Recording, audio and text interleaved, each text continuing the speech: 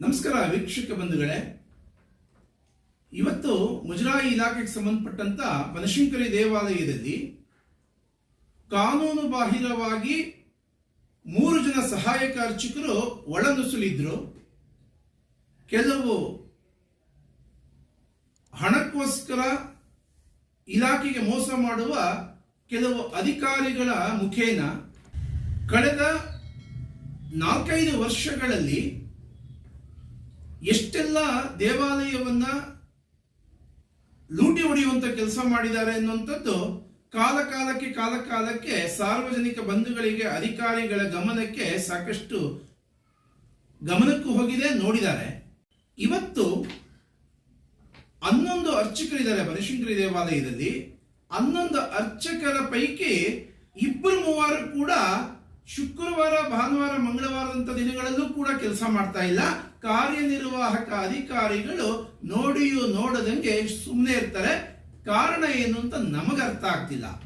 ನ್ಯಾಯಾಲಯ ಆ 3 ಜನ ಸಹಾಯಕ ಅರ್ಚಕರನ್ನ ಹೊರಹಾಕಿ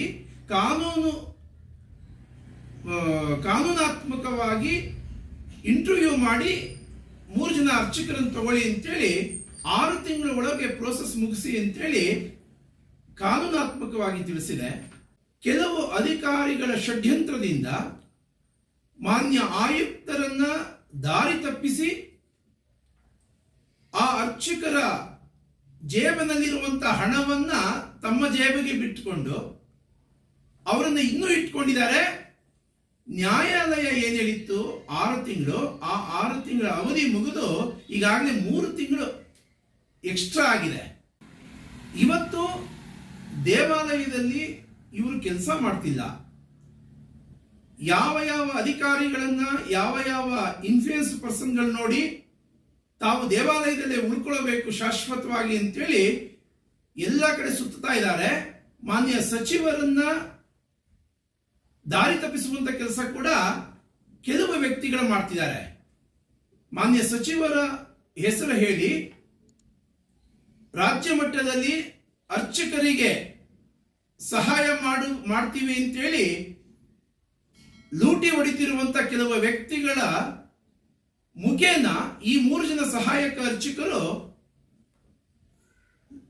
ಹಣದ ದುರುಪಯೋಗ ಪಡಿಸಿಕೊಂಡು ಸಾಕಷ್ಟು ಅವ್ಯವಸ್ಥೆ ಮಾಡಿರ್ತಿದ್ದಾರೆ.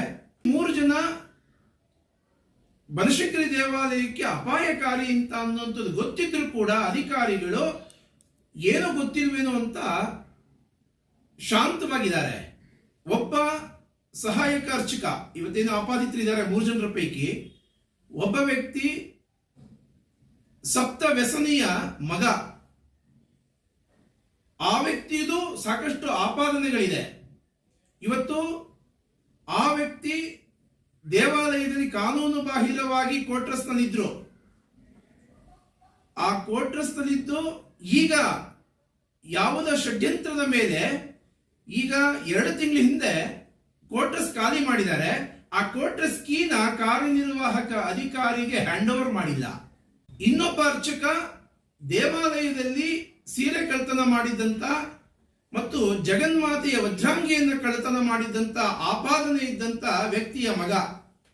ಇಷ್ಟೆಲ್ಲದರ ಮಧ್ಯದಲ್ಲಿ ಇಷ್ಟೆಲ್ಲ ಆಪಾದನೆಗಳಿರುವಂತ ವ್ಯಕ್ತಿಗಳಿಗೆ ಸಹಕಾರ ಕೊಡ್ತಿರುವಂತ ಅಧಿಕಾರಿಗಳಿಗೆ ಏನು ಅನ್ನಿಸ್ತಿಲ್ವಾ? ಹಣವೇ ದೊಡ್ಡದು ಅಂತ ಅನಿಸ್ತಿದ್ಯಾ? ಕಾನೂನಿನ ಕಣ್ಣೀರಿಗೆ ಮಣ್ಣೆರ್ಚಿ ಇಷ್ಟೆಲ್ಲ ಅವ್ಯವಸ್ಥೆ ಮಾಡ್ತಿರುವಂತ ಇದರಲ್ಲಿ ಯಾರ್ಯಾರು ಅಧಿಕಾರಿಗಳು ಇನ್ವಾಲ್ವ್ ಆಗಿದ್ದಾರೆ ಅಂತವ್ರನ್ನ ಅಮಾನತು ಮಾಡಬೇಕು ಅಂತೇಳಿ ಮಾನ್ಯ ಆಯುಕ್ತರಿಗೆ ಆಗ್ರಹ ಪಡಿಸ್ತಾ ಇದ್ದೀನಿ.